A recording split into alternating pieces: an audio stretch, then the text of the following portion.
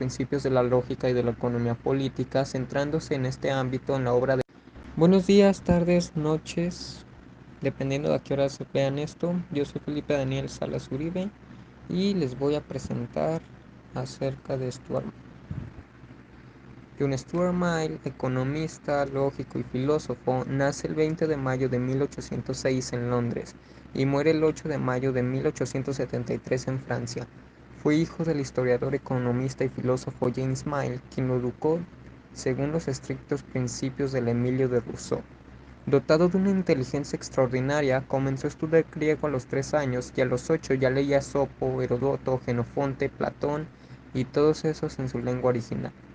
A los 10 estudiaba álgebra y geometría y a los 12 su padre le introdujo en los principios de la lógica y de la economía política, centrándose en este ámbito en la obra de Adam Smith y David Ricardo. Muy influido filosóficamente por su padre y por las ideas de Bentham, funda con ellos en 1821 una sociedad utilitarista, reemplazada 3 años después por una sociedad de debate, tras una depresión sufrida a los 20 años. Se interesa por las nuevas orientaciones que le llegan las lecturas de George Watt, Saint-Simon y Augusto Comte. A sus ideas de siempre y a la formación estrictamente intelectual recibida de su padre, añade una mayor apertura hacia la sensibilidad de sentimientos y una mayor valoración de la dimensión social e histórica del conocimiento teórico y práctico. La filosofía de John Stuart Mill es, como consecuencia de todas estas influencias, una reelaboración de la tradición empirista y liberal inglesa del utilitarismo y del espíritu positivista.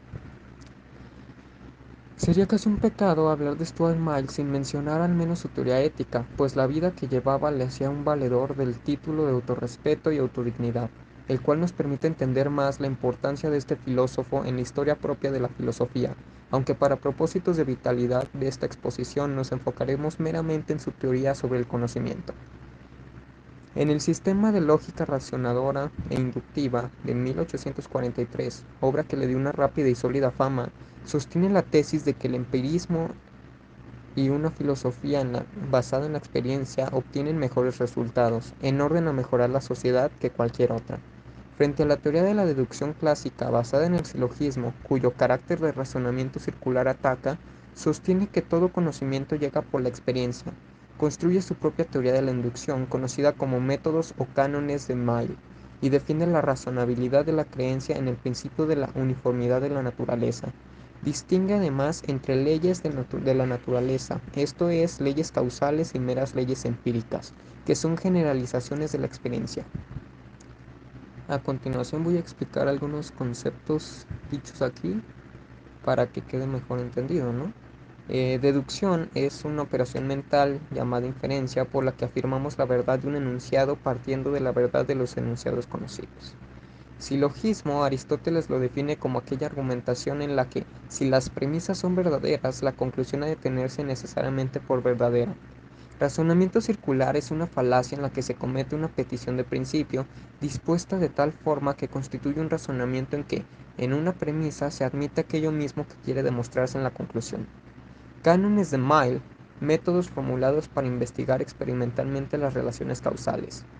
Estos métodos son el método de concordancia, el cual busca identificar la condición que probablemente es necesaria para que un fenómeno ocurra, al analizar las circunstancias en las que dicho fenómeno se presenta y comparando las diferencias entre estas circunstancias y en las que no ocurre. El método de diferencia se utiliza para determinar la condición que probablemente es suficiente para que un fenómeno ocurra, al analizar las circunstancias en las que el fenómeno se presenta y comparando las diferencias entre estas circunstancias y las en las que no ocurre. El método de concordancia y diferencia, este método combina los métodos de concordancia y diferencia para identificar tanto las condiciones necesarias como las suficientes para que un método ocurra.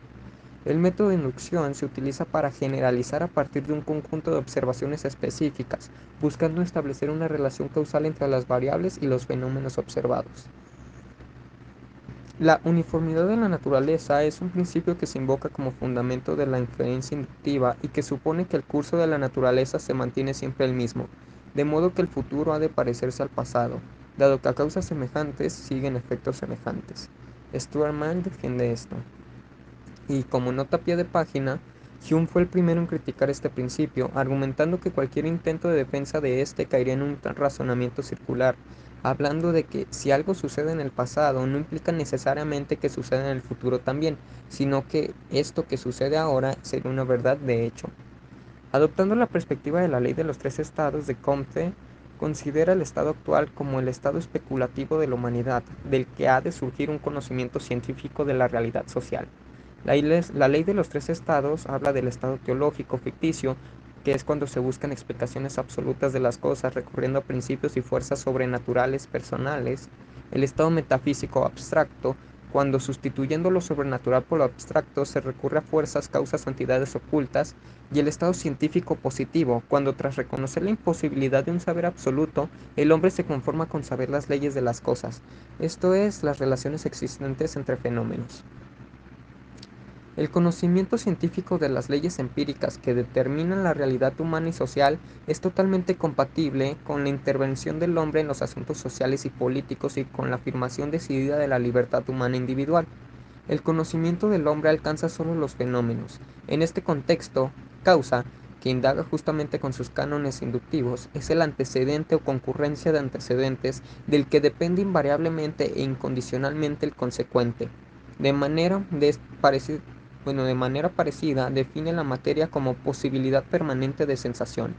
El empirismo epistemológico de Mill procede de Hume y de Berkeley, es fenomenista.